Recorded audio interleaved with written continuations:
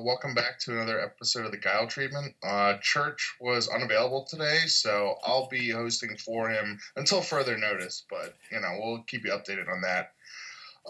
Today we are joined by Kevin Broberg and Darth Vader, of all people. Darth Vader, yeah, apparently. Sean's not the best emperor in the world, but, I'm here with the roster.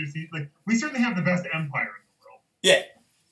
Sean is a little bit too, animated and also youthful to be the emperor, I think. He doesn't have enough just, sitting in his chair being decrepit and it's, having everyone just, bow before him. They have, a whole auditorium filled with people who just, walk out of his car or whatever. He doesn't do all that stuff so well, but he is definitely the most fearless leader we have. So. Definitely give you that. I'm happy to be his dragon.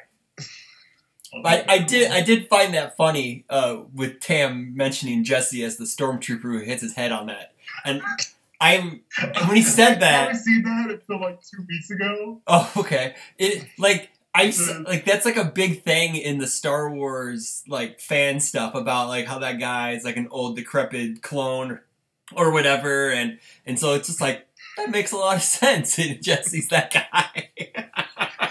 Sorry, Jesse. But yeah, Tam got him really good. Tam got him pretty good, though. So, I guess tonight we'll be talking about the promos a bit. There's some news. The wrestling promos that we just were talking about have started. I guess they're kind of in full force. There wasn't that many for round one, but I guess there was a bunch of people who just ad-lib promos last night and just threw them up on Facebook. Like Keenan, I know that. I know Brett Hillman's thinking about coming after us with his orange card, blue card. Don't think so, buddy. Sorry. I'm pretty sure me and Rob will... Was that orange card? I don't know. Sorry. Orange card, blue card. Orange card, blue card podcast. On Podbean or something, I think. Yeah. Yeah. Get with it, man. It's all on the SoundCloud, dude. Come on. Extremely anonymous, lower end kind of joint. Yeah. And then, so that's been going. I know Jasco set something up this year, but last year was just pretty spontaneous. I think Jesse started it off last year, right? Well, that's sort of the funny thing is that I feel like this is in a way Jesse's brainchild, and he's just been getting roasted for it ever since. Because this is a great idea. Also, let's just throw another pile of dirt on the idea. Also, goodness gracious, Cervini. Jesse not only invented he put the idea out there, but he also starred in 2/3 of them. Yeah, that's also true. It's really... I know that, it took off when Piglet did his promo, and roasted Cervini, and put the rest of the community on blast, and it was... I think Keenan's promo is pretty equal to it. Didn't bury anybody as bad, but Keenan's promo was pretty good. I enjoyed Church's the most for comedic reference, but for really putting a fire under people's asses, Keenan's is probably the best. I gotta say, I watched that and I was secretly hoping that at the end of that he would just pour the coffee over his head or something. That it wouldn't be super hot, but it would still be clearly coffee. But if I don't see visible burns, it doesn't count. No, I loved his promo. For me, that's the front runner right now for this whole season. I don't know who's gonna top that or how. They got to do a great job. Just the cream sliding and he picks up. I don't need any cream to rise to the top. It was so good. Tam puts that in all of his promos. Everyone loves that line, and he just destroyed it. Yes, he did. Yeah, he did. The cream cannot rise any longer. It's done. It's over. Yeah, I messaged Tam. I was like, dude, you should have just picked a different wrestler, man, because he did the Macho Man thing 2 years in a row. So the cream rising to the top is but 1 grain of sand, and Macho Man Randy Savage is the entire Sahara Desert, Chris.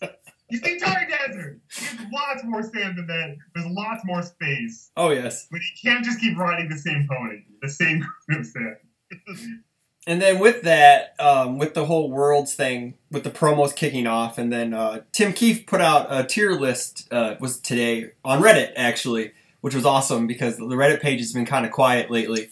So But I gauged over it a little bit. To no surprise, Spike 1's the only S tier deck because Twinkle got banned. So, in my opinion, and then I went to like. Well, I mean, why don't you talk like this? Isn't necessarily just like Tim Keefe's list. No.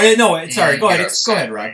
Go ahead. He Rob. sort of said that he sent out some like a survey based to a bunch of people, and I guess had them rate the various characters based on like probability of like I think it was topping and winning like worlds. Yeah, so if you ask everyone, so what's your tier list? You know, some people might even say S tier. They might say, oh, like, this is tier 1, this is tier 1.5, kind of whatever, stuff like that. So what he put together a survey monkey that was just every character in standard and a radio button next to them that said this is tier S, tier A, tier B, tier C, tier D, tier A, tier F.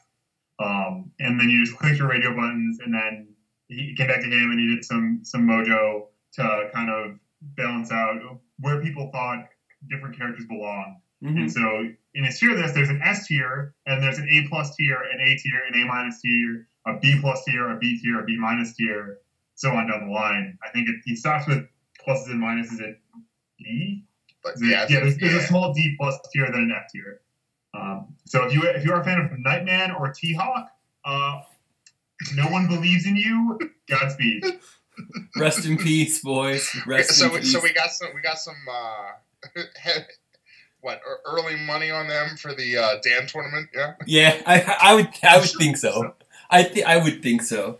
I think this came out like I know that we were going to talk about like a tier thing. I brought something up about maybe doing like the top characters, but then we already did the non-Bebop characters we thought could win with Church, so this kind of helped us out a bit. It's kind of nice to see because I know that the Kenosha guys have like their Dan tournament with like the worst characters, and for some reason Slash Man's on that list. I have no idea why. Guts Man's on that list. I have no idea why.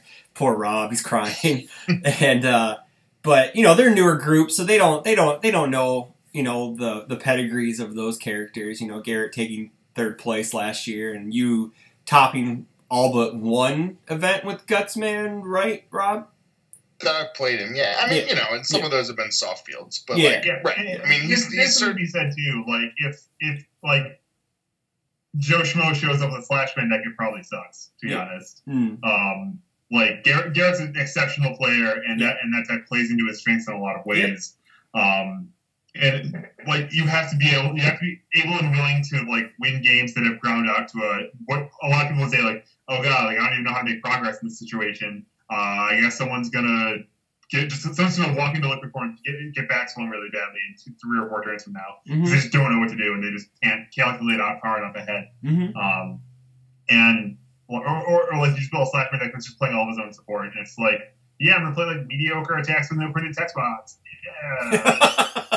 I know Scott had like a Slashman deck that I believe was on good, and it was really good at staying alive, and terrific at killing anyone. I remember I played him with a Pharaoh Man deck before the Rockford PDC last year, and I just decked him. I just Pharaoh Man Eat on every attack and made him build his deck. But like, I mean, doesn't that in some ways tell you how much survivability it has? It's just like, I'm playing Pharaoh Man as a 7-hander, and I got decked before I took like 19 or 20 damage. Yeah. It's like, okay. Yeah, I know like the Spike 2 Woodman thing didn't really surprise me. I think Woodman's almost S tier because he's very good. He's one of the few characters that can take Spike 1, I think. The records have shown that he's one of the few characters that can take a game off of him other than Spike 1. But there's probably multiple other characters, just like PTC results showing. That's my opinion. I guess like one of the things that was interesting about like this tier list is, I mean, in some ways it was sort of presented without comment. But I think you could look at it and really just sort of see a lot of characters. You're like, wow, really? And then you sort of think about it, you're like, that character is pretty good. It's like just good, it's like it doesn't get played. Like Dawson was in the A tier, I believe. Dawson was in an A tier. Yeah, Dawson is squarely in A tier. Yeah, and I think that's like surprising. I think I think there's a lot of others. Like Vicious was in the A tier too, and I didn't think people thought that highly of him to begin with. So that's pretty surprising to me. So it's kind of neat to see, because I was talking with Church, because we're still trying to figure out teams decks a month out, and it's just like, whoa, this kind of like opened our eyes a bit that, okay, everyone's going to have a Spike 1 on their team for the most part. And then we have all this, like 10 to 12 other characters. You can even dip into the A- B+ tier and maybe steal a game or two. Absolutely. Yeah. Oh, yeah.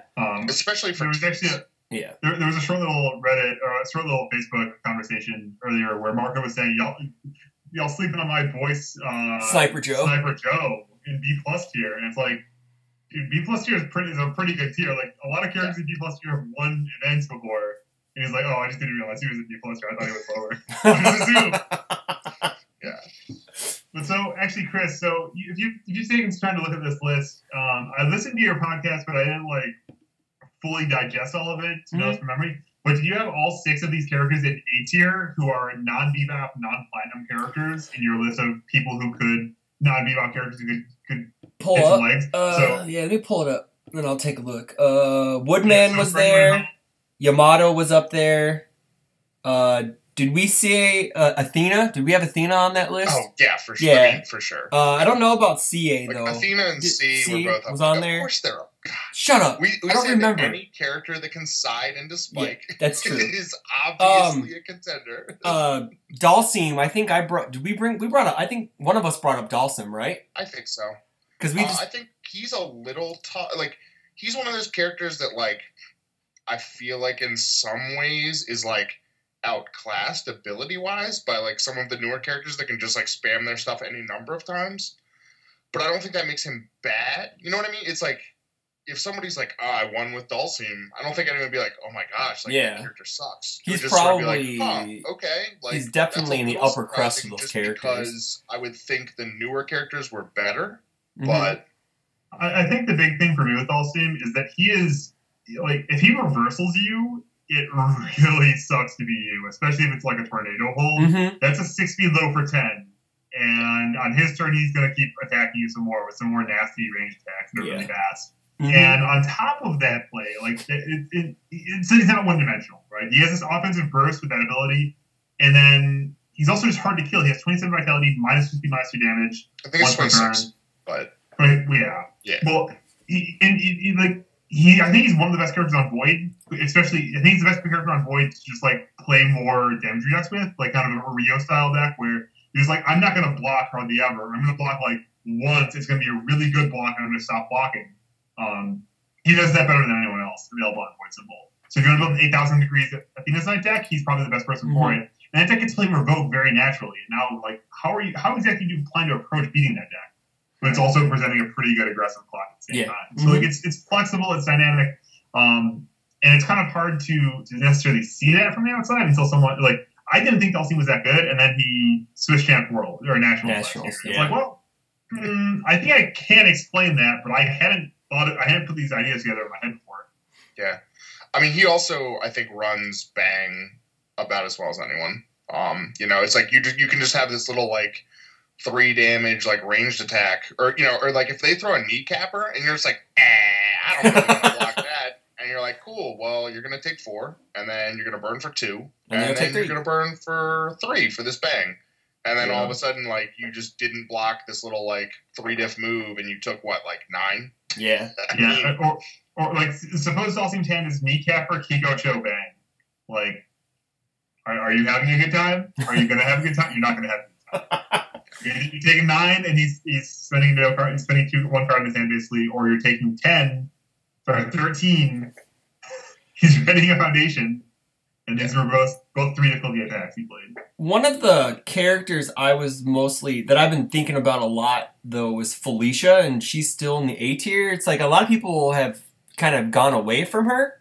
Maybe? I'm pretty sure she was on our list, too. I think so, too, but I just find that kind of funny that she hasn't really seen a lot of play lately, even though she's still really, really good. Yeah. I mean, she was, I'll tell you this, she's been significantly bumped by the fact that Twinkle isn't Ori anymore. Yeah. Yeah. Like, I mean, yeah. It's just like, you know what I really want? 2 momentum. You know what really gets me killed against Twinkle? Having 2 or more momentum. Yeah. So. I think a lot of the things we've said in the past about Spike 2 being a problem are probably still a problem for her. I think like the super generic air kickstack probably, I think like they tested Bebop against it and made sure that there was both targeted hate for it and also that, the characters in Bebop can just keep up with it on their merits. But then she has a lot of other resources that are maybe a little bit less explored. Like, I think Sweet Nothing's a great card in the metagame. She's a great Sweet Nothing's character. I'm kind of excited about Lights Out Bounty and her, which is maybe kind of janky. It's maybe kind of too cute. I mean, yes, but pretty also, sweet.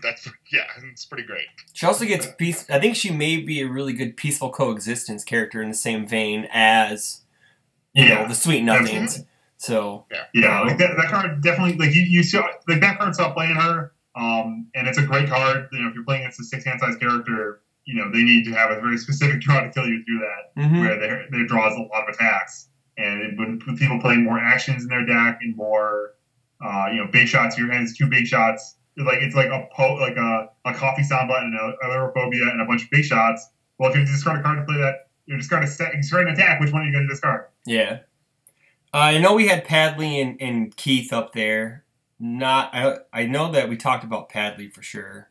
Sasquatch in the next tier down wasn't even on our list. I know that, but that's dropping into the regular A tier or A minus tier. It's A minus tier. Excuse me. Yeah. So I think the criteria for S tier where they had you estimated 10% chance of winning the event, where A tier was like, I think it might be like 5% or something. Like you wouldn't be surprised if an A tier character won the tournament. Yeah. And so an A minus tier, I think that means Tim didn't exactly lay out the details. So I think there's a lot of corner cases where like I'm sure someone put Sasquatch in C tier because they hate him. Yeah. But I think Sasquatch is really good, and maybe he has a hard time kind of having consistency and reliability against the broad sweep of the format. But like, if you're playing a very straightforward deck, you have a very bad Sasquatch matchup. Yeah. Because like, if you're just trying to derp him, he taps 2 of your foundations. You start turn 2 with like almost nothing, and then he starts banging you with these speedy attacks, and you have to count to 28 through this. So. And he can bang you too. So. He can still bang you, which is pretty good. So, all right. So, from moving on from that, just want to plug the Guile Treatment Facebook page. For those who haven't joined it or liked, subscribed to this, please do. Keeps the lights on for some reason. I don't know. No, actually, none of that helps, but it always helps to get the word out. So it just helps you find us. Yes, it does. Yes, and it helps you listen the next time that we have a new special guest host to replace Rob Simon. Yes. And then I'd like to start posting more of like getting, maybe when we have like a round table, people can post questions on there, stuff like that, so people can maybe pick the brains of our esteemed elite that we like to bring on here, because I'm just the host. You guys are the talent. So this is all code for Chris saying when we have slow days and don't know what to talk about, like you can tell us what we should talk about. Hence the reason why we had people send in decks. That's for sure. Rob, do you want to start us off with our main topic tonight? Yeah, so actually a little bit with like some, the deck idea and some of the other stuff, like the tier list, the Dan tournament. Like I feel like heck, even the Jasco, some of their like what I guess we'll sort of call it like their help corner. Of just saying like, corner, yeah, it's like people should run these like 2-4 no blocks and. I mean, we've sort of had a little bit of fun at their expense, just like, oh yeah, like gosh, guys, you aren't running more defense to beat like Spike 1. Ooh. Impressionable, baby. Wasn't that the one card they brought out last week? That was one. Yeah. But it sort of got me thinking about, some of like, there's definitely a lot of newer players that are playing now, and with any card game, when you're starting out, like a big thing of like taking that next step in competition is sort of like card evaluation. When you're building a deck and you're just sort of like, just have no idea, just looking at all these cards and you're just like, well, what cards should go in? What cards should I like maybe not put in? What cards should I just not even consider?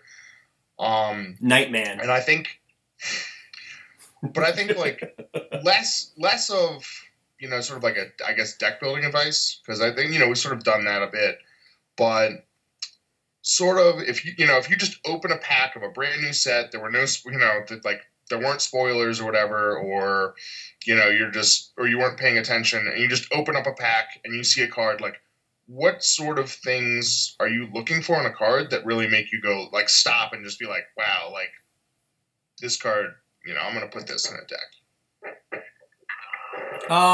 One thing I learned kind of from Matt Hughes, when Matt Hughes would talk about stuff, if an attack has more damage than its actual difficulty, not always is the best, but it's something to, like, just if you're looking for generic numbers, that's actually not bad. But I actually like that. That is such a hideously bad heuristic. I know, but I'm a bad player, so that's why you guys talk. Here's the thing. That's a good idea when everything's like a 4 difficulty attack. If you have a 4 difficulty attack that does 5 damage, that's kind of neat. Yeah. But if you look at Overhead Heal Crash, which is a 6 high for 10, or 6 difficulty, 10 damage, that is not better than Concussion Blast, for instance. Even though Concussion Blast has 2 less damage, only 1 less difficulty, and it's a 2 check. Concussion Blast is actually, I think, a better card. On the whole of it.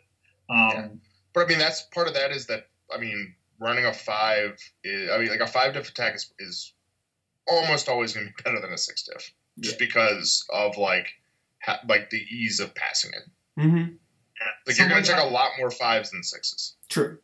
Yeah, and like that's one of the things that gets kind of eaten up in that, because I think that, or like if you have I remember like he came up with that like several years ago, back when like Shadow War was legal. There was an attack in Shadow War called Backhanded Axe Slash, I think, which was a 3 difficulty, 3 check weapon, 3 mid for 4 with no text and no block. That card was not good. No, that card's not good. It was almost like invented to make fun of that idea. It's got higher damage than difficulty. Yes, that's true. But it doesn't mean a thing. It doesn't. Like Z-Man's Milk is doing a stunning card. I don't know. So to try to answer the question instead of just tearing down Chris's idea, it's okay. No worries. So there's a lot of things you can look at, and like really card evaluation is kind of about it's about having enough experience to understand what roles a card can fill, and if it's better than what else is available for that.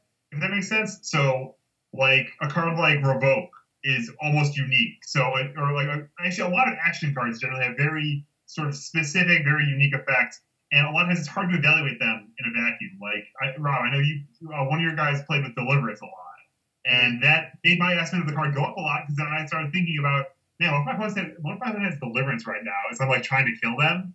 Like, it's hard to kill someone through a Deliverance. It is. Never like that until you built and played with that card. Mm-hmm. And similarly, it's hard to kill someone through a Revoke unless you have like overwhelming whatever going on. So one way to look at it is unique effects, things that you just don't know how to evaluate, things that you don't know where they fit in the game. That's one thing you can pay attention to.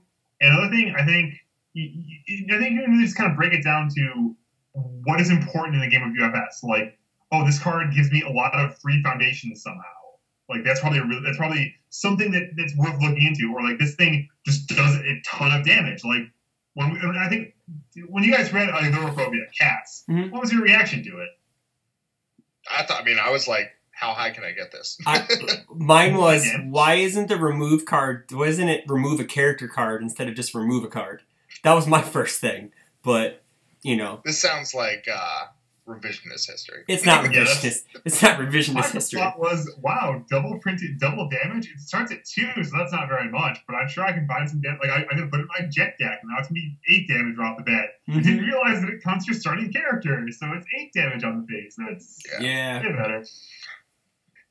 So, every game has to end with dealing damage to your opponent. So, focusing in on things that deal a lot of damage is a great way to start. But then you can start looking at, can my opponent have counterplay to this? If we want to get into kind of the rules game, where like a throw it's hard to stop damage. So how do you build around damage is hard to stop?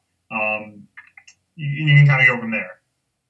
Yeah, I think there's a little bit, especially when you're starting out. I know, I think Brett even talked about, I think he had a whole episode about like 3s and 5s. Yeah. And I know that's definitely not like a bad place to start. Is just saying like, I want my checks to be good. It's a great angle.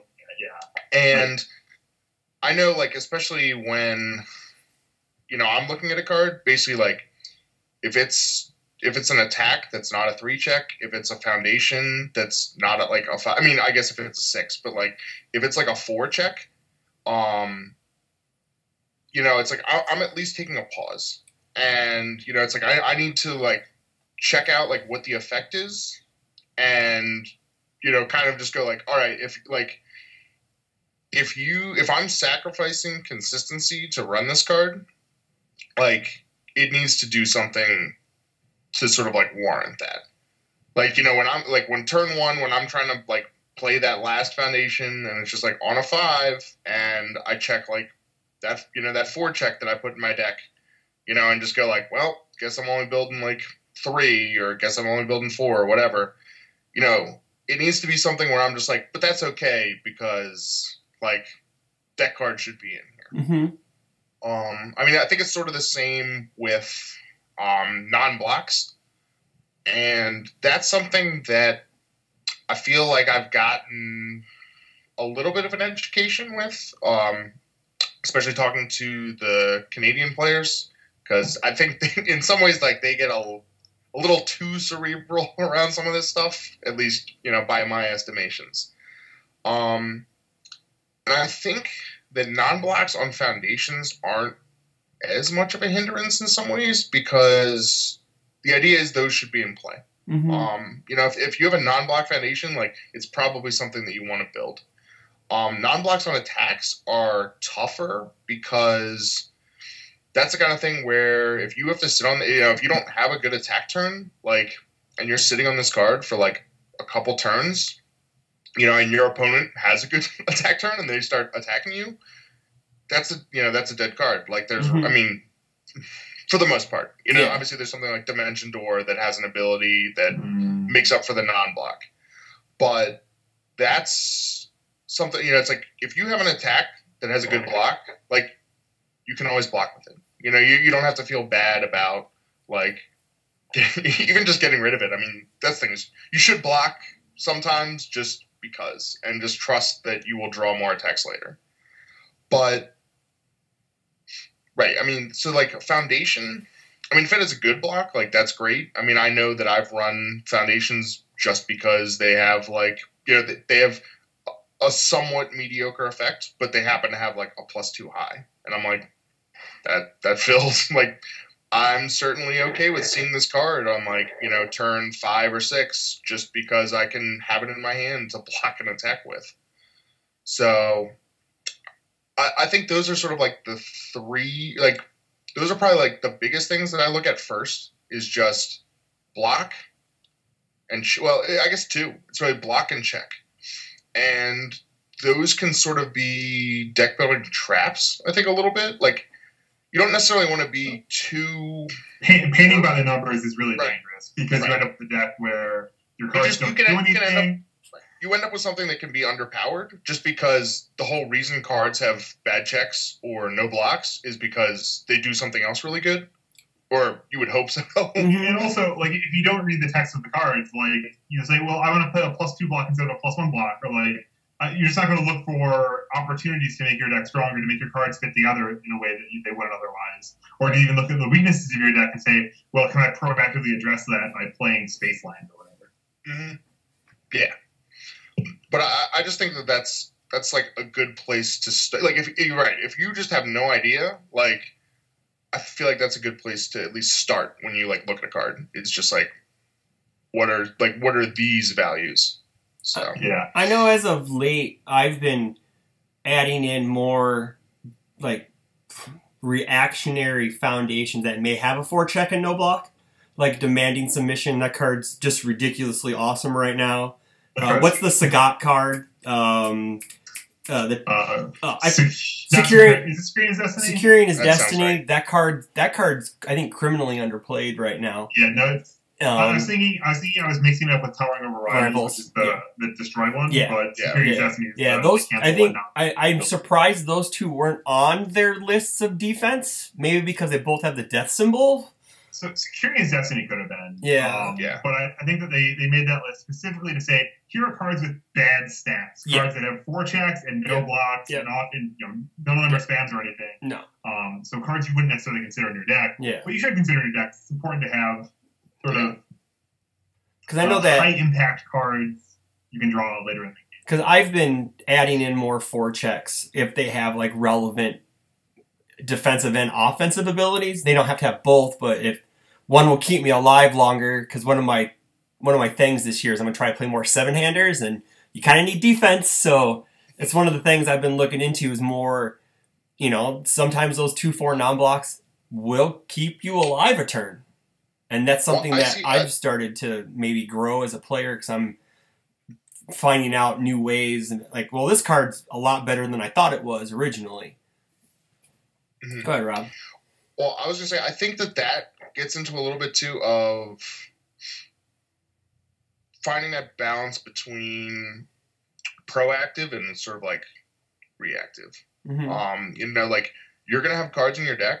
Like basically that's the thing is you're going to have like, for the most part, 2 types of cards in your deck. You're going to have the cards that actively like enable your plan, that like you that sort of are going towards what you want to do, but you're also going to have cards in your deck that are in there that are sort of like the idea is maybe it's like a meta answer, maybe it's sort of like a defensive card, and you'll have some that go both ways, but like when you're especially like when you start playing, like you might like lose to some deck all the time, and you're like, well, why do I keep like losing to this? Like, what is this deck doing that like I'm not being able to deal with? And then like you can find cards. I know, we've talked a lot about reactive style, which was a card that I always found like, I never really always found room for it. And then, like, I started, like, playing with that card, and that's the sort of thing where snap momentum is great. Like, there's a lot of times where you're just like, man, I really wish I had, like, 1 momentum right now. There's a lot of ridiculously powerful effects gated on momentum. Yeah. Like, the multiple keyword, like, sweet nothings, like, all kinds of shit. And that's sort of the other thing, though, is, like, on the flip side, like, all those times, like, where you can just say, well, I'll flip this and discard 1 momentum. And, like, when they have 3 momentum, that doesn't really matter. But when they have 1 momentum, like, that's huge. Mm-hmm. I mean, that's, like, the kind of card where, like, if you expect to see, like, a spike, like, Spike 2, which probably should at this point, I mean, when he uses his E to give something multiple and gain 1 momentum from his staging area, like, you get that's his E. Or you get a chance to play something before he can play the multiple ability. And if all you have to do is like flip a 4-check foundation and discard their momentum, you basically just said like, I'll flip a card and delete like a 6 damage plus attack. I mean, like that's the kind of thing where, I guess like it may not on its face seem like amazing. It's just like, oh, like discard a momentum, like I guess, but.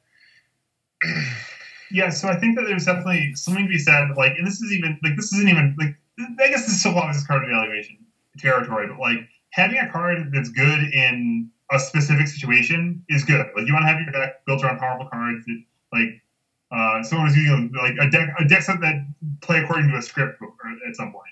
Like, Keenan's Coffee Samba deck, he's going to mill himself, he's going to Coffee Samba you, he's going to stun you out, he's going to cats you, he's going to big shot the cats, and you're going to be dead. That's a script. And so that's kind of one extreme, is like identifying cards that are sort of broken, that do really powerful things that can't be stopped, is a great place to be. It's very important that you can kind of figure them out, like in that situation. But at the opposite end, if you look in your FS, by the way, for dichotomies where like things are either one way or the opposite, they're fucking everywhere. But the opposite end of the spectrum of not a script is cards that fit well into every script. So reactive style, flipping it to put your opponent's momentum, doesn't really, it's not like. There are matchups, actually, where if you have, like, reactive style and, like, Dancing Flash or Delta Kick or Spike's Unflip Kick, that can actually be a thing that you do that really gets you a lot of advantage. You're just repeatedly discarding your opponent's momentum. But it's kind of at a bad rate. Like, that's not something you build your deck around oil slidering your reactive styles. You just play Space Land at that point. If you really want momentum, that'd be cool. And that's kind of a fringe case anyway. But reactive style is good all the frickin' time.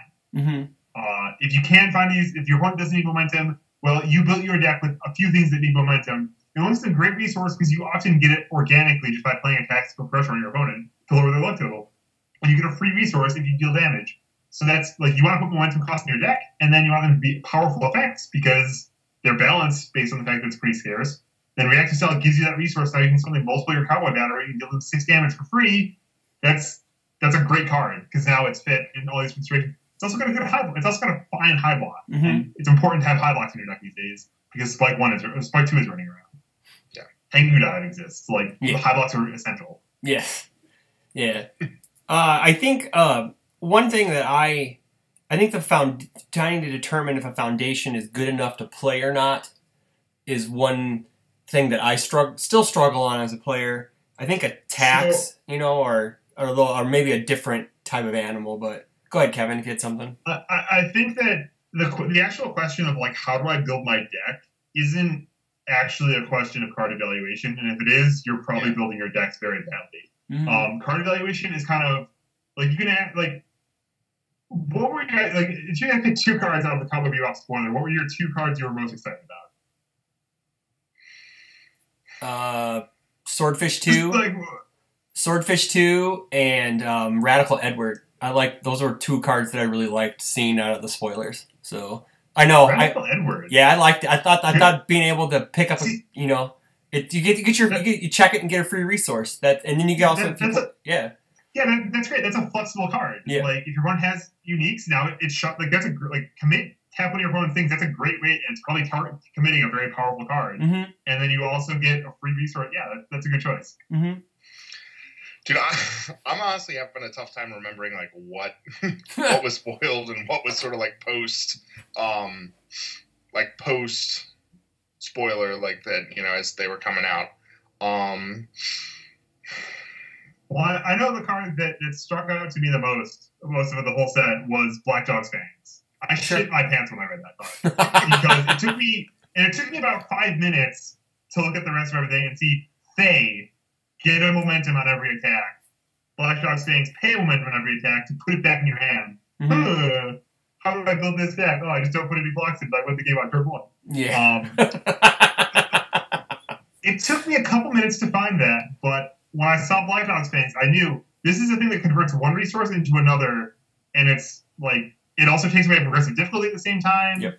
It does all these things all at once, and it's very you can use it on defense as long as you can feed it momentum. I forgot where I was going with that.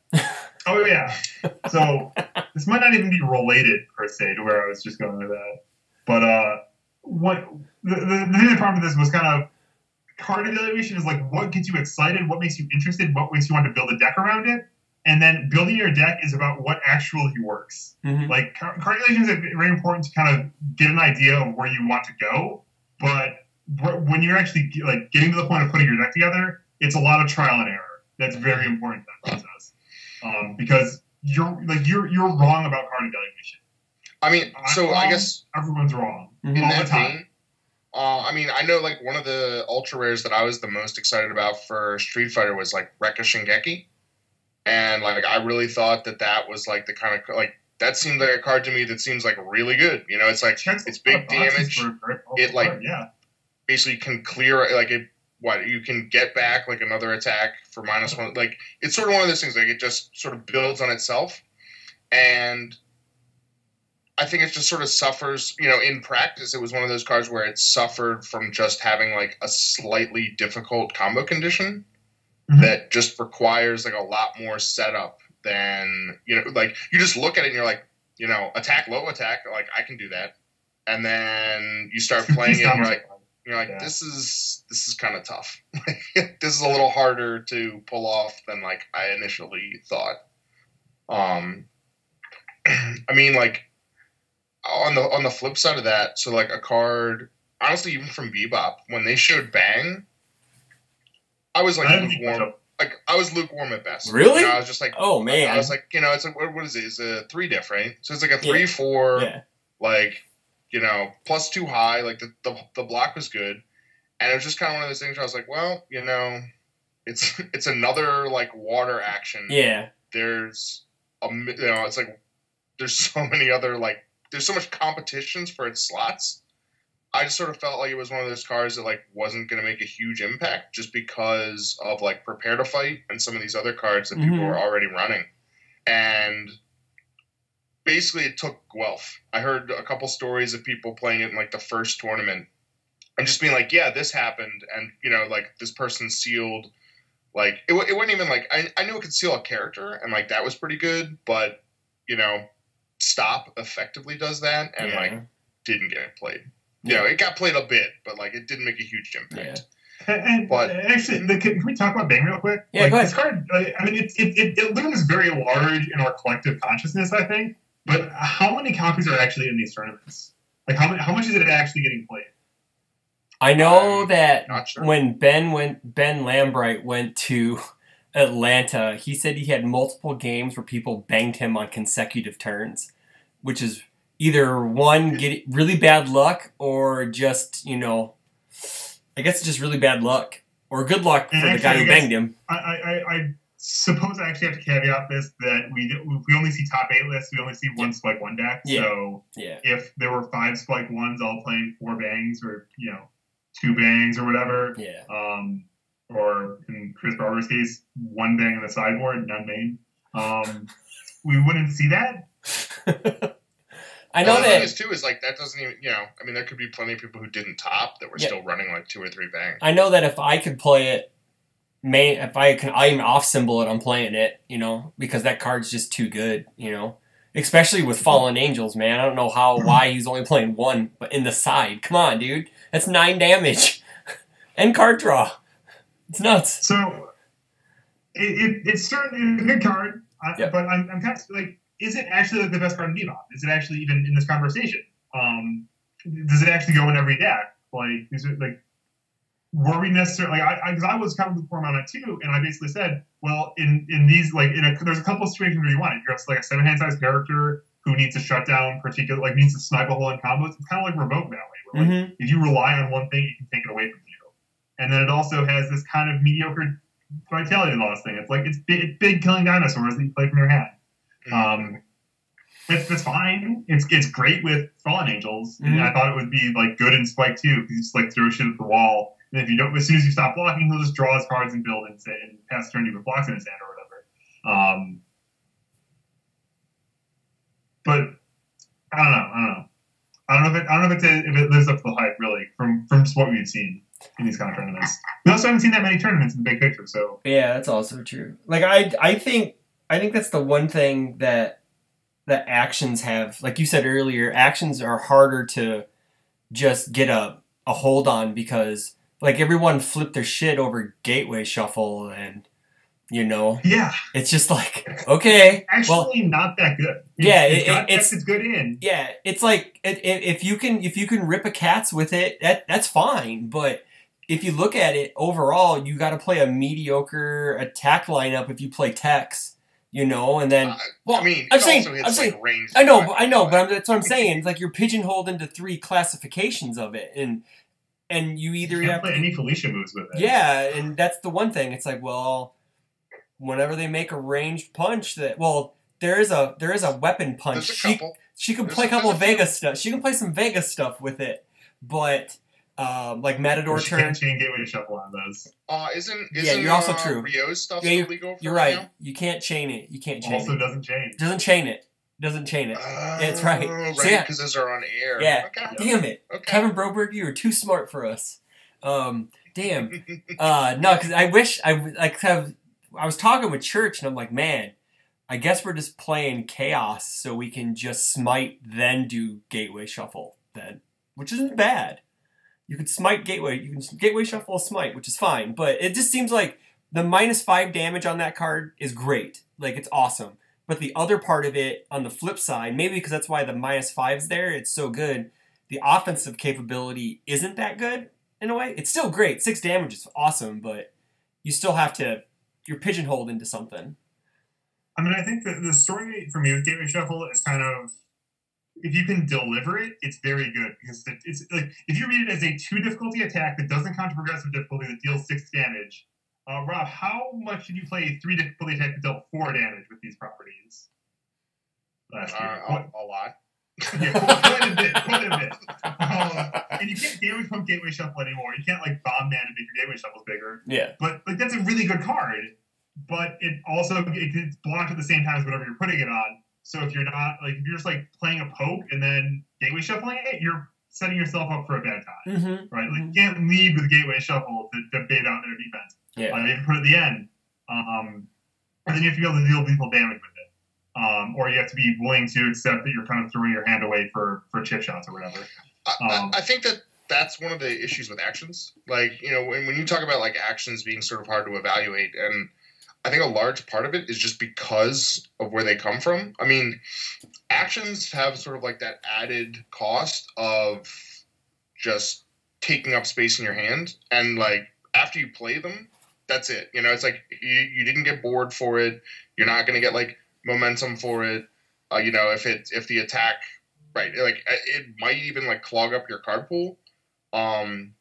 It's right. It's one of those cards that holding it turn to turn, like might not be doing you a lot of good. Like at a certain point, they're cards that need other cards to be useful.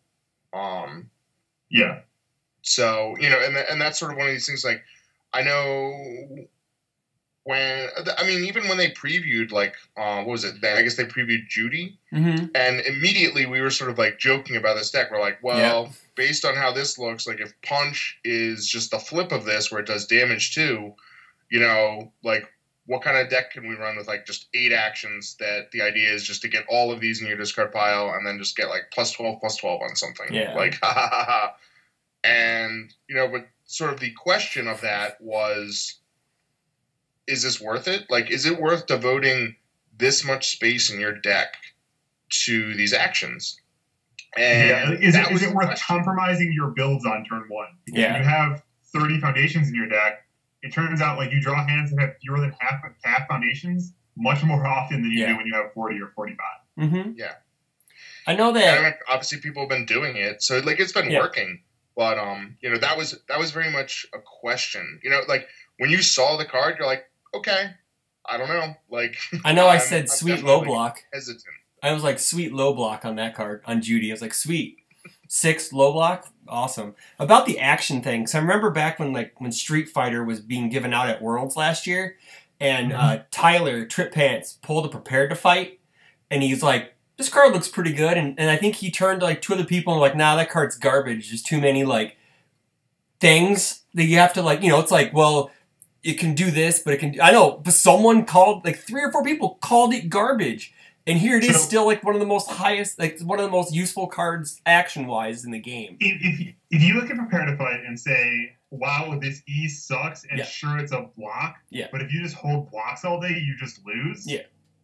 You're coming from a reasonable place. Mm-hmm. Like, that enhance is not terribly good. It's good when you're really far ahead of your opponent on foundations, or when they're trying to attack you, and you have to basically stun 1 them for the whole turn. Yeah. But it's at a steep cost. You're trading 2 cards for 1 of theirs. Mm-hmm. And then like if you hold blocks all day, that's a losing strategy. Like you're not going to develop anywhere. You're not going to anywhere. But what that misses is that it's really hard to kill someone through Prepare to Fight. This is that if you hold a Prepare to Fight and your opponent attacks you for value, you trump the Prepare to Fight beats all that. Doesn't matter what zones they're on. Doesn't matter if they're trying to use some. It trumps the shit out of multiple, right? Yeah. So it's good as long as people walk into it, and people kind of are incentivized to walk into it these days. It's also kind of like cool and focused when that came out, and we had a local player here. And he was like, all that card does is just, okay, well, it just sets stuff to printed speed. But he didn't know that it set multiples back to mid until I explained it to him. And he's like, oh, that card's fantastic compared to, you know, it's like, it's one of those, it's kind of like, it's not as good as Prepared to Fight, obviously, but it's one of those cards that it has a mediocre effect on it. Like the enhance is pretty mediocre, but like the static makes it worth to play that card. Being a 2 difficulty foundation with no text box is a lot better than Prepare to Fight's enhance, I think. It's actually fairly confident that, like, I mean, I've won games with Prepare to Fight's enhance more than one, like, multiple times. Yeah. But it's not built, like, you don't put it in your deck for now. Yeah. I mean, and I wouldn't even call that blank. I mean, that's a card where it's like the in-playability is almost never useful, but in the matchups where it's useful, it's extremely useful. Yeah, very true. So. Yeah. I mean, like, you'd love to have, like, one or two of those in play against Plant Man. Oh, yeah, definitely. Yeah. And I'll use my E and look at the top. It just counterspells Bristle's Master on the side. Yeah. Okay, so, like, we're talking about actions, talked about foundations. How do you correctly identify attacks? Like, how we're, I know, like, is it more of, like, a powerful ability over the numbers on the attack? I know that we kind of said we'd rather have blocks on our attacks more than non-blocks. Because I agree with that. Holding a non-block attack usually makes me feel bad if I don't play it. But it makes me feel really bad when I die. Yeah, that's also true too. But like, would it make more sense to have more relevant abilities over giant numbers, or is it more of giant numbers than relevant abilities? So I think that building an attack lineup is like. Building an entire deck is like harder than building an attack lineup because building an attack lineup is part of that. But how you're going to kill people is the heart and soul of your deck. Mm-hmm. And so for that reason, it's kind of the hardest part. It's the part that has the most, like there's the most going on to it. Everything else has to feed into it. And so before you even get to the point of building a deck, you have to pick the attacks to put into it. And so you kind of have to have everything working together, and it's really hard to decompile that, I guess, untangle all that stuff. Yeah, I mean, that's the thing, is like, I think that's tough. I mean, to sort of go back to, you sort of mentioned the, like, gravity. I mean, we actually had a conversation about Gravity Hold, where, I said, like, I love that card. You said, like, I wasn't, like, ever terribly impressed by it until, like, a couple decks showed, like, Tomahawk Man, Bomb Man, Zoe. And... like, I mean, there's a pretty good argument to be made that the Zoe deck that I played outside of, like, Cowboy Battery was a bunch of, like, bad attacks that just happened to have, like, very good. It was a lot of, like, low stuff, low damage, had some decent blocks, but it was more about the fact that they were, like, low difficulty. And so the fact that they didn't do a lot of damage just didn't matter because it was so many of them. So I think it's tough to sort of, like, evaluate attacks in a vacuum. I think when I look at attacks, it's kind of like there'll be attacks where it's like, this is more of a standalone, where it's like, it's either a poke or it's like a finisher, where it's like this attack, like, on its own has things that I want to do. And then there are other attacks that I feel like are more almost what you might call, like, either like lube, where it's like they do something where it's like playing this makes other attacks like easier, or like it somehow like links into other stuff.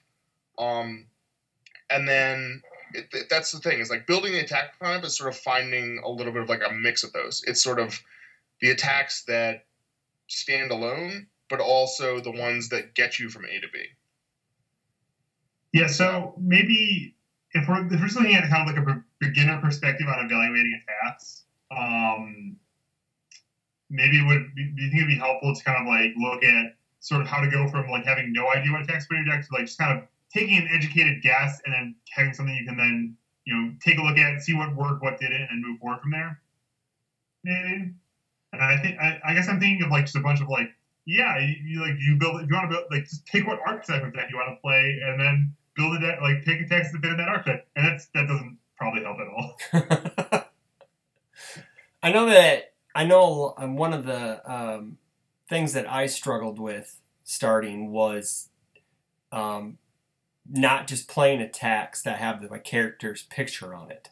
Like that's what I did. When I first started. When I first started, I bought all Clark stuff because I had a Clark and I thought he was awesome, and I picked up a couple cards from Soul Calibur, like Hildy's whatever, the stick, the flags, the flags, because that was really cool with him, and I'm like, that's sweet. And so all I did was run his support, but I was missing out on other stuff because I'm like, well, that didn't really either go with him, because he was a throw character, so I was like, well, I'm just gonna play throws, and for the Hildy stuff and some of the Leona stuff, it needed to have fire and good, so I was playing bad attacks because they had fire and good on them, instead of playing good attacks that just had fire or just had good on them.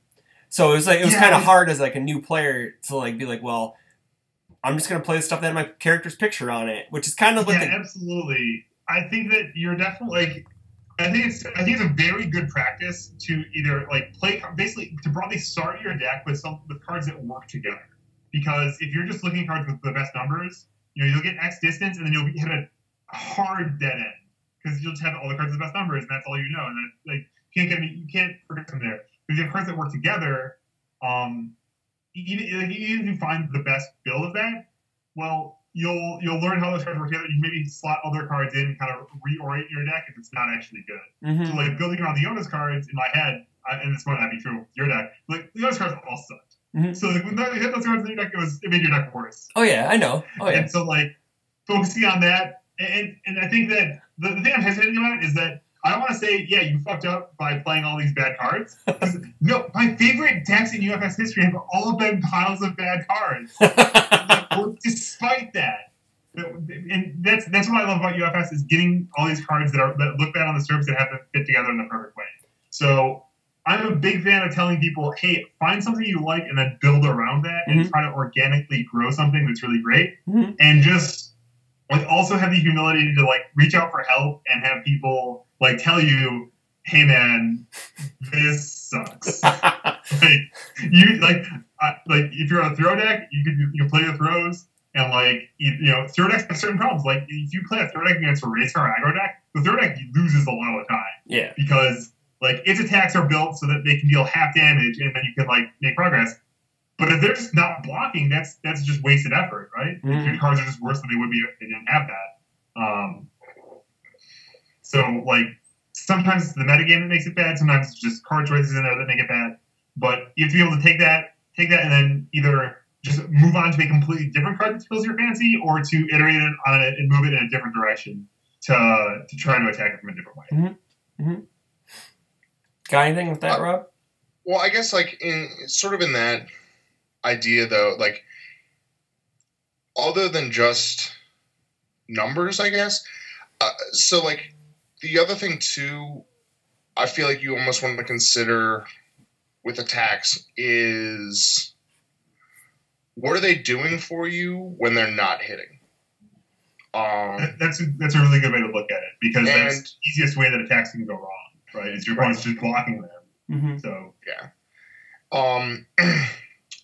I mean, like, for instance, something like a Dancing Flash is just like, okay, well, this might be getting blocked, but in the meantime, I'm tearing out my opponent's staging area.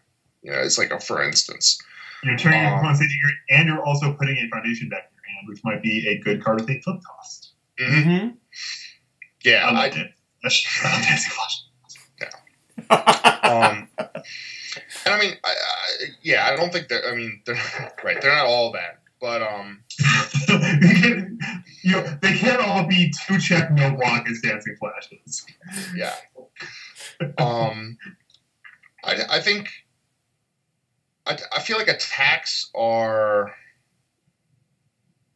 tough, sort of, in a similar way to actions where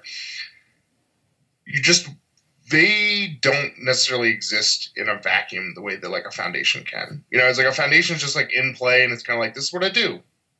But an attack, it's sort of like, it is what it does, but it like exists as sort of a broader part of a turn. Absolutely. So because every attack, like what's the number one thing that happens to attacks? They get blocked. Yeah. They interact with your opponent on a fundamental level, and so the value of an attack varies so much based on what your opponent is going to do with it. And so like there's a whole like you immediately get into the meta level of like, what's my opponent doing? How am I forming a plan that works well against their plan? I mean, something like that, you talk about like the baby Robert kick, where, you play that as a reversal and you get to draw a card and your next block gets breaker 1. And, that's great as a reversal. And then, but like, what does it do on your turn? Like, not a lot, very true. Like, that's the kind of thing where sometimes, like, you just kind of have to toss that out there and you just go, it's just 3 high for 4. And at that point, it's basically just like 4 high for 4, man. Oh, well, even better. And at that point, like, it's almost just, well, maybe I'll do some damage. Maybe I'll get some momentum. Maybe I'll take a high block out of their hands. Yeah. But, yeah. I mean, 4-speed high, like, that's fast enough where your opponent's probably committing resources if they want to block. It's like, a lot of times, like, if I play that, and if they're willing to commit the block to that, but they check a 2 on it, like, unless my deck sucks, they have to fail that block. Like, they cannot, like, you cannot have enough courage in the world to commit out to block a Robert kick that was played on a 4 difficulty. Like, that is just not ever happening. I love that attack. It's one of my favorite attacks in Standard. I'm sad it's going away, but I'm kind of happy at the same time. Well, you have Urban Shower now, which is just, like, better at every Yeah, I know that. I know. Except for replacing itself. Yep, except for replacing itself, yep. But it can no, if it doesn't do breaker. But, hey, I mean, it's the whole package. If you're Spike 2, that's an 8 damage move. If you're Spike 2, if you reversal multiple on their turn, so 10 damage. 10 damage, my bad. Yeah, it's huge. Yeah, it's pretty awesome. Yeah. Power Creep Cash Grab. But yeah, go ahead. You said one thing earlier too, and I think I just wanted to touch on it because I kept thinking while you were talking, and I went off on a tangent and said, which is kind of playing attacks with your character's face. If Jasso Games is doing their job, playing like a fanboy deck with all of their character's face, those cards should work together. That deck shouldn't be complete garbage. Mm-hmm. And I think they've done it. They've been working on that to make sure that.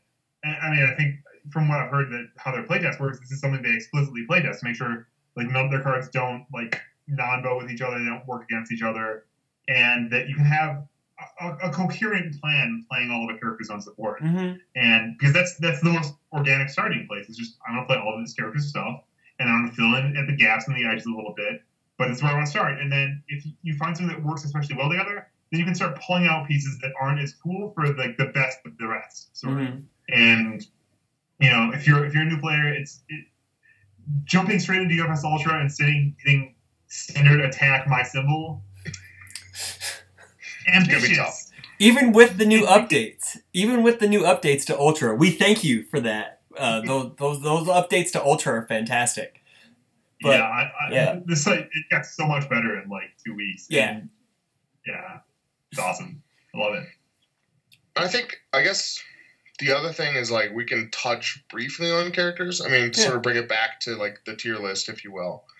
Sure. I know, like especially, I mean, I still do this sometimes, and if a character doesn't have like damage or a way to get more cards, a lot of times I'm almost just like, I don't know if I'm like gonna even bother playing this. And like, it's sort of a somewhat close-minded way of like building, but to me it's okay to be close-minded. Like just know thyself, right? Yeah. To me it's basically like I can have this great attack and only check it. I can have this great foundation and never see it. Like any other card in my deck, I might not get on a given game. I might not get in a given match. But I'm always going to have my character. And so, like, I want that to have things that are going to basically, like, help me, like, obviously all, like, hopefully, no matter what character it is, it has something that's going to help you win. Mm-hmm.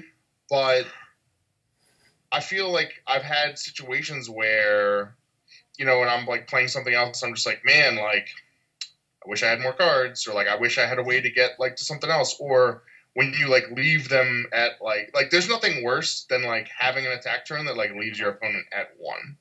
And you're just like, wish I could have found 1 more damage anywhere at all. Curse Fate. Curse Fate. But that's not on my character, is it? No, it's not on your character. I might not draw Cursed Fate. That's also true. Now, are you confident that there's nothing worse than leaving them at 1? How would you rate you leaving them on 0 foundations? I mean, I've had my opponent at basically 0 foundations and lost. So. Well, not basically. I mean, it's like turn 10. You have a Fort Negley in play. Okay.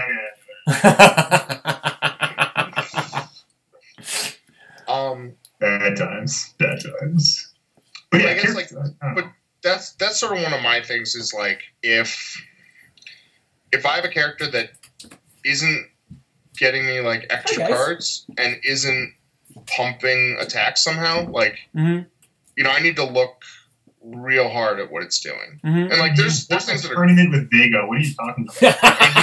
he reduces difficulty and gives speed. Like, I mean, that thing is,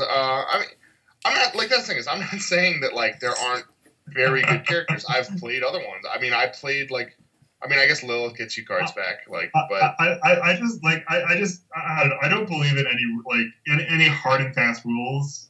Like, I mean, I played 25 attack decks that were also playing like a bunch of control pieces because, like, I don't know. So like when you say that, only consider characters that do X, Y, or Z, I'm like, but what about all of the other characters in the game that are clearly good enough to print? Like, don't play Cadenza, who doesn't do this stuff. Is also a terrible 5-hand size character, but like, I don't know. I'm honestly just saying, like, basically, like, especially as I started out, and like these are sort of like some of the things that I looked for, and. Like, that thing is the same as saying, like, I didn't really like running 4 checks. And, like, to some degree, that's, like, a trap when it comes to, like, deck building. But, like, when I'm looking at cards, even now, like, if I look at a card and I go, like, oh, this has a 5. This card is basically the same and has a 4. I'm going to run the 5. Yeah. I think that those are just sort of, like, the easy things to, like, look for. And then, like, once... I think that's more just, like, as you get more familiar and more confident in, like, just saying, like, nah, like, I know this has a bad check. I know this character, like, doesn't help me, like, kill people by pumping damage, but, like, it has other things that, like, make up for that or that I can somehow leverage. Yeah, I think, I don't see where you're going, but I think that if I had one piece of advice to give everyone who's an aspiring deck builder out there is make sure you can actually kill your opponent. Make sure you can actually win the game. I've seen a lot of decks. Yeah, I don't kill anybody, man. Not even thinking about your decks, Chris. Like, your decks aren't half as bad as some of the decks I've seen out there. Where someone's like, I'm going to build a control deck, and their deck has like 6 attacks, and they all are like pokes at best. Like, they're all tiny little dicky moves. They just have no prayer of winning a game ever. You got to make sure you count your opponent's point total and also prevent them from blocking you. I think throws are a great way to get started down this path because it lets you incrementally make progress even if they're blocking you all the time, which people will do, especially in late games or whatever, they're staring at them forever. Make sure you can count your opponent's life total. If you're an aggro deck, have big numbers on everything. Probably have big numbers on everything anyway because that's just UFS now. Yeah. But however, whatever your character does, make sure they contribute to you winning the game, or you can make sure they're so good at preventing you from losing the game that gives you the leeway in the rest of your deck to kill your opponent without all your might there. I mean, so like I guess even to like go back a little bit, when I was talking about like the damage, so like in that sort of thing about like how am I going to kill someone, that was one of the reasons with like when I was making that like Zoe deck, because we talked about how like it was a bunch of like 2 damage, 3 damage. Yeah. And I was like, well, what if I start running into like 8,000 degrees? What if I start running into like Templars? And it's just like killing someone in increments of like 2 and 3 is really hard. It's like if I'm doing 3 damage per move, that means I have to land 9 attacks to kill an average 6-hander. Yeah. I'm like, that's a lot. Like, that's, 3 or 4 turns of just, like, throwing attacks and not having any of them blocked. Yep. And that was one of the reasons that, honestly, that was the main reason that I started on water, is because I wanted to run improved design. To just basically turn those cards in hand into, hopefully, 3 or 4 extra damage a turn if they weren't blocking. Yeah. If Thomas Gordon, I mean, there's another card. There's a 2/4 no block that has showed up in tons of stuff. I've seen it in plenty of like fire decks. I've seen it like all kinds of stuff because it scales well. It can get you other attacks just by something that's like. I mean, I played Gutsman a lot, and you know what his R was? That exactly foundation. Improved design. Yeah. You check an attack, pick it up. Like, yeah. So I mean, they're right. There's a card like great 2/4 no block. Definitely running that one. So. I do think that when a new player starts, I think they are, for character wise, they're more drawn to people who can do more damage instead of maybe making things connect or drawing extra cards. They're always looking to do, because attacks are exciting and they're fun to play, and how you win is you kill your opponent by throwing a lot of attacks. So if my character can give my attack damage, I win faster. So that could you also haven't learned the pessimism of playing against a wall deck. Yeah, yes, that's also true too. Yes, yeah. I played 3 attacks. Nothing happened. What am I doing? Yeah, exactly. Yeah, that's something that I think a lot. Like I'm going to touch on this on our next show with the roundtable, but I think a lot of the newer players who have just started, who have just came in like after Street Fighter. They don't know about like the Calgary wall or, Kevin's wall decks with Psyche and all that stuff. And they're like, cool, we kill each other on turns 2 and 3 all the time. Well, man, at Worlds, you're going to be lucky to kill any top player before that. Let me introduce you to my pet bird. It has Breaker 4 now. It's like, get wrecked, kid. Time to go back to preschool, There's more where that came from, too. Yeah. So it's definitely a learning curve for like a new, like when I went to my first big tournament, and I played Vespera because I just liked the character, because I loved the death symbol, and Paralyzing Touch was my favorite card in the set. So, that card's awesome. Was that card good? I don't remember. Nah, it was horrible, man. I don't play. You had decent taste coming in. That's good. Okay, there you go. But yeah, like that was the whole. I traded. I think I traded Tim Keefe like a stack of ultra rares from like newer stuff to get his extra set of Paralyzing Touches so I could play them at Worlds, because I wanted to play that card because that card was inherently broken, and I knew that because even after it got errated, it was still really good. It's still really good. Yeah. So, and I was just like, well, this character does a lot of things. It gets me a card. It helps me block, because that was her whole thing. She was block, and and reversal is my favorite keyword. So I was able to play my favorite game plan, which was I block, I kill you on your turn.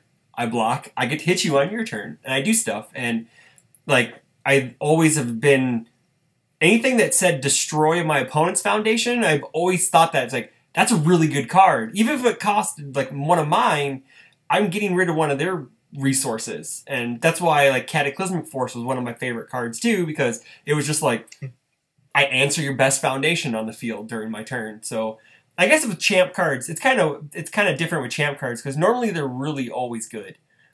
On average, they're usually really good. Excuse me. Have you gone my card? I knew this. So we have a podcast here about card evaluation. So the card Kevin Broberg won is a very bad card. So it gives you did not go well. If your attack does not deal damage, which is like fine, it gives you a floor for how bad your things can be, and you pay a very expensive resource, a momentum, and jump through a hoop. And what you get is you temporarily remove one of your opponent's foundations. They get it back in 2 turns. This character does not deal damage or draw cards in any way, so you can't kill your opponent. Sucks. I'm sorry, Kevin. But on the other hand, Pulled My Trigger is one of the best cards in the format, in my opinion. That card's amazing. So any deck you build, if you stall the game out and so you have 7 attacks in your hand and Pull My Trigger in play, your opponent's dead. Yeah. Oh yeah. Oh yeah. Mama. Is there anything else about card evaluation you guys want to talk about before we close out? We're about in about an hour or so. So, anything else? Any final thoughts? I mean, card evaluation is just step 1 to building your deck, so you can get started on really understanding everything and entering the wide world of UFS. Mm-hmm. So everything you learn can go back into your card evaluation and make it better for next time. Yep. Rob? Yeah. I think that says pretty well. Like, you'll get better. Like, as long as you're open to like talking to people and listening to people, Yeah. like, it will get better over time. Mhm. I know, like, when I started, like, I didn't know anything. Yeah. Like, Yeah. but Oh, you yeah. see enough So bad. stuff, like, talking to enough people, and you're just like, I should run this. I'll try it. And you're like, yep, they were right. Yeah, I think you've mentioned a few things. Yeah. Yeah. Yeah, I know I've pounded some decks off of you, Rob, and you're like, you should be playing this. I'm like, why? I don't like that card. Then you're like, this card's good. And then I play it, and then I'm like, oh, yeah, okay. The card's pretty good. Yeah, you know? But like, but yeah, so Kevin, I just want to say thanks for joining us tonight.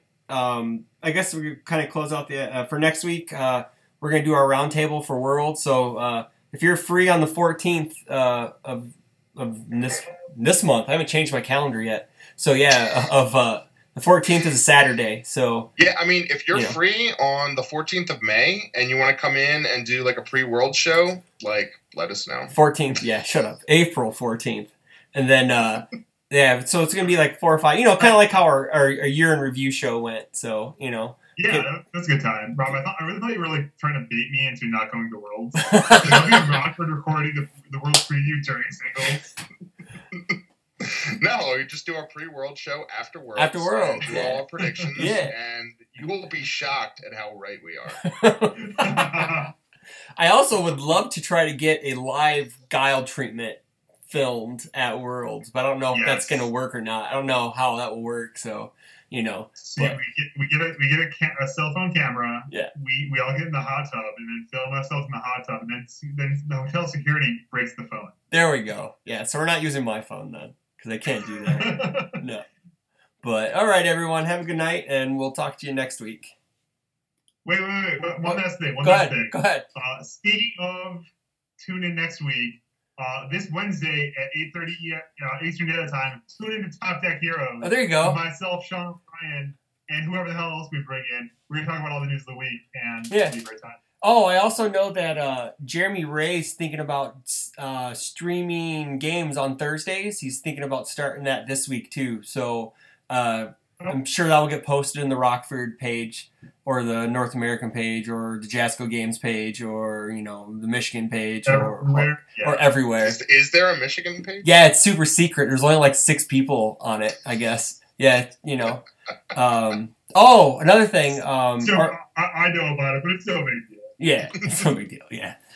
So turn in, you know, give Jeremy some love. I know he's going to try to get a lot of the top tier players. So like you guys, you know, on Octagon and top tier now, are we? Yeah, you guys are. Hey, man. Hey, you guys. Kevin's won cardboard. Rob, you've won events. So you know, I'm the only one not. I'm not the only one. I'm the only one not holding up my end of the bargain. Like I said, you're the talent.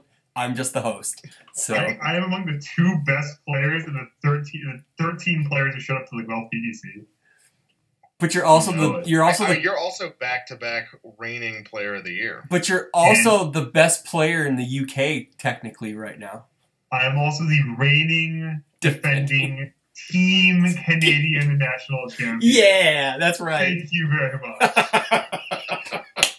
And with that, we will close. Good night, everybody.